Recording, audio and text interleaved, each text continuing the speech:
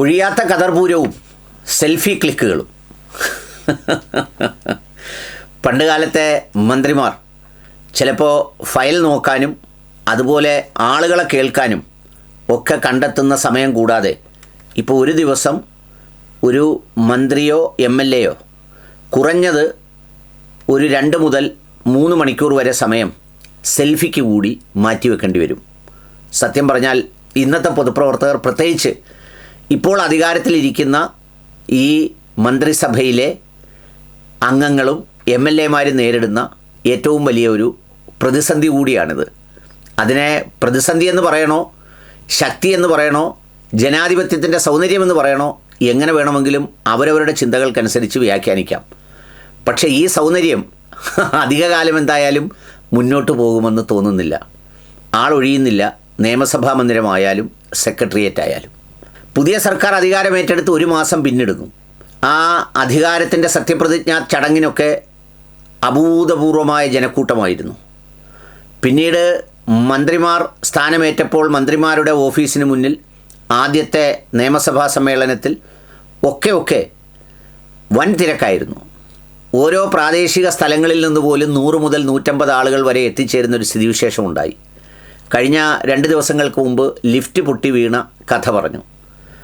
LDF അധികാരത്തിൽ വരുമ്പോൾ അവരുടെ ചുട്ടവട്ടങ്ങളുടെ ദൃഢത കൊണ്ട് എന്നൊരു വശത്ത് പറയാം, മറുവശത്ത് അധികാരത്തിലെത്തുന്നതോടുകൂടി അന്യവൽക്കരിക്കപ്പെട്ടു പോകുന്ന മാനസികാവസ്ഥയുടെ ഒരു രൂപവും ഭാവവും എന്ന് പറയാം. രണ്ടായാലും ആളുകളുടെ എണ്ണം ഗണ്യമായി കുറവാണ്. ഇപ്പോൾ അങ്ങനെയല്ല സ്ഥിതി. അതിൽ റെക്കോർഡ് ജനക്കൂട്ടം എനിക്ക് തോന്നുന്നത് വ്യവസായ IT വകുപ്പ് മന്ത്രി PK കുഞ്ഞാലിക്കുട്ടി സാറിൻ്റെ ഓഫീസിന് മുന്നിലാണ്. പിന്നെ മുഖ്യമന്ത്രിയുണ്ട്, ആരോഗ്യമന്ത്രിയുണ്ട്, ടൂറിസം മന്ത്രിയുണ്ട് എന്ന് വേണ്ട എല്ലാ മന്ത്രിമാരുടെ മുന്നിലും നല്ല തിരക്കാണ്. എവിടെയാണ് കൂടുതൽ ആളുകൾ കൂടി നിൽക്കുന്നതെന്ന് ചോദിച്ചാൽ അകത്തെവിടെ മന്ത്രിമാരുണ്ടോ അവിടെയാണ് ആളുകൾ കൂടുതൽ. ബാക്കിയുള്ള സ്ഥലങ്ങളിൽ നിന്നെല്ലാം ആളുകൾ അങ്ങോട്ടേക്ക് കുതിച്ചെത്തുകയാണ്. മന്ത്രിമാരാകട്ടെ കണ്ടു തീർന്ന് ഒടുക്കി മടങ്ങാം എന്ന് വിചാരിച്ചാൽ ഒടുക്കമായാലും ഒതുങ്ങാത്ത നിലയിൽ അതിങ്ങനെ അനുസ്യൂതം തുടരുകയാണ്. അതിൻ്റെ ഇടയിലൂടെ അവർ ഓടുകയാണ്. ആ ഓടുന്നത് കണ്ടാൽ ഒരു 200 ആൾ ഒരു മന്ത്രിയെ ഇട്ട് ഓടിക്കുന്നത് പോലെ നമുക്ക് തോന്നിപ്പോകും. അതിൻ്റെ ഞാൻ മനസ്സിലാക്കിയ കാരണങ്ങളിലൊന്ന് 10 വർഷത്തിൻ്റെ ഇടവേള നൽകിയ ഒരു അവസരമാണ്. എന്ന് വെച്ചാൽ അന്നൊരു 8 വയസ്സുള്ള ആളിന് ഇപ്പോൾ 18 വയസ്സുണ്ട്, 9 വയസ്സുകാരന് 19, 10 വയസ്സുകാരൻ 20, 11 വയസ്സുകാരൻ 21 എന്ന് പറഞ്ഞാൽ ഇമ്മച്ചുറായിരുന്ന, അല്ലെങ്കിൽ ഇതിനെക്കുറിച്ച് കേവലം പത്രങ്ങളിൽ മാത്രം വായിച്ചിട്ടുള്ള ഒരാൾ പ്രായപൂർത്തിയായി തങ്ങളുടെ മന്ത്രിമാരെ, തങ്ങളുടെ ഹീറോകളെ കാണാൻ വേണ്ടിയുള്ള വരവാണ്.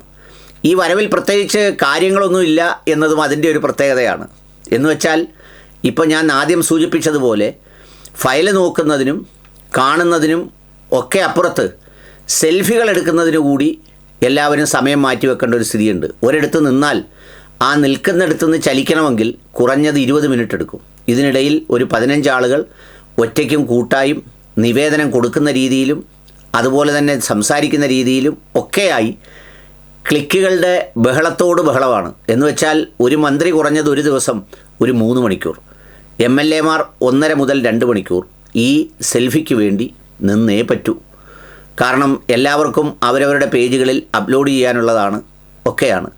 ഇത് മുൻകാലത്തെ മന്ത്രിമാർക്ക്, ഒരുപക്ഷേ ഉമ്മൻചാണ്ടി സാർ അവസാനിക്കുന്ന സമയത്തും അല്ലെങ്കിൽ ആ കാലഘട്ടത്തിലൊന്നും ഇത്രമേൽ അതിപ്രസരം ഉണ്ടായി കാണില്ല. അതുകൊണ്ട് സെൽഫി ടൈം എന്ന് പറഞ്ഞിട്ട് മന്ത്രിമാർക്കൊരു പ്രത്യേക സമയം വെച്ച് ഒരിടത്ത് ഇരുന്ന് കൊടുത്ത് എല്ലാവരും വരിയായി കയറി ഫോട്ടോ എടുത്ത് പോകേണ്ടതാണ്. വരുന്ന ഒത്തിരി ആളുകൾക്ക് പ്രത്യേകിച്ച് കാര്യമൊന്നുമില്ല, ഒന്ന് കണ്ട് ഇതുപോലൊരു പടം എടുത്ത് പിരിയുക എന്നത് മാത്രമേ ഉള്ളൂ. പിന്നെ ഇതിലുള്ളൊരു അഡ്വാൻറ്റേജ് എന്താണെന്നറിയോ? ഈ ആളുമനക്കവും ആരവവും കൊണ്ട് കച്ചവടം ഗംഭീരമായി. സെക്രട്ടേറിയറ്റിനകത്തുള്ള ഇന്ത്യൻ കോഫി ഹൗസിലൊക്കെ ഒരു ചായക്കോ കടിക്കോ ഒക്കെ പോയാൽ ക്യൂ നിൽക്കേണ്ടി വരുന്ന സ്ഥിതിവിശേഷമുണ്ട്. അങ്ങനെയാണ് ഒട്ടുമിക്ക ഹോട്ടലുകളിലെയും സ്ഥിതി. ഓട്ടോക്കാർക്ക് നല്ല വരുമാനമുണ്ട്, കച്ചവടമുണ്ട്. കാരണം എല്ലാവരും വിവിധ കാര്യങ്ങൾക്കായി അവിടെ ക്യാമ്പ് ചെയ്യുകയാണ്. ലോഡ്ജുകാർക്കും റെസ്റ്റോറൻറ്റുകാർക്കും എന്ന് വേണ്ട എല്ലായിടത്തും ഒരു ഉണർവും ഉന്മേഷവും ഒക്കെ ഉണ്ടായിട്ടുണ്ട്. ആകെ തളർന്നു കാണുന്നത് മന്ത്രിമാരാണ്. കാരണം അവർക്ക് മീറ്റിംഗ് നടത്താനോ ഗൗരവമായ എന്തെങ്കിലും നയപരമായ വിഷയങ്ങൾ ആലോചിക്കാനോ തീരുമാനിക്കാനോ വേണ്ടി അവർ കണ്ണുകൊണ്ട് ആംഗ്യം കാണിച്ച് ഓടി രക്ഷപ്പെട്ട് എവിടെയോ പോയി ഇരിക്കുകയാണ്. കണ്ണുകൊണ്ടേ ആംഗ്യവും കാണിക്കാൻ ഒക്കൂ. കാരണം ആരുടെയെങ്കിലും കാതുകളിൽ ഈ ശബ്ദം എത്തിപ്പെട്ടാൽ എന്ന് പറഞ്ഞാൽ ഇന്ന ഹോട്ടലിൽ കാണാമെന്ന് പറഞ്ഞാൽ അടുത്ത ജനസഞ്ചയം അങ്ങോട്ട് പായുകയാണ്. ഒരുപക്ഷെ ഈ കാഴ്ചയ്ക്കൊക്കെ ഒരു പ്രത്യേക സമയം ക്ലിപ്തപ്പെടുത്തി നിയന്ത്രണം ഏർപ്പെടുത്തേണ്ടി വന്നേക്കും എന്നും തോന്നുന്നുണ്ട്.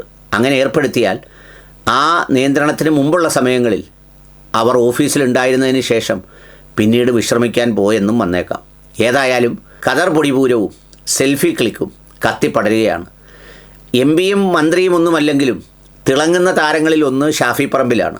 അദ്ദേഹം വരുന്ന വാഹനത്തിൻ്റെ അകത്തും പുറത്തുമായി ഒരുപാട് ആളുകളുണ്ട്. പിന്നെ എത്തുന്ന സ്ഥലങ്ങളിലെല്ലാം രൂപം കൊള്ളുന്ന ആൾക്കൂട്ടം കണ്ടാൽ അവിടെ ഷാഫി ഉണ്ടെന്ന് അകലെ നിന്ന് നോക്കിക്കാണാനാവും. പണ്ട് നമ്മൾ പഠിച്ച പാഠപുസ്തകത്തിൽ പറഞ്ഞതുപോലെ ക്ലാ ക്ലാ ക്ലീ ക്ലീ ക്ലൂ ക്ലൂ അതാ മുറ്റത്തൊരു മൈന സുരേഷ് തിരിഞ്ഞു നോക്കി എന്ന് പറഞ്ഞ പാഠഭാഗം ഓർമ്മിപ്പിക്കുന്നത് പോലെ അങ്ങോട്ട് തിരിഞ്ഞു നോക്കുമ്പോൾ അവിടെ ഷാഫി പറമ്പിലിനെ കാണാം. ഏതായാലും കൗതുകമാണ് ഈ കാഴ്ചകളൊക്കെ.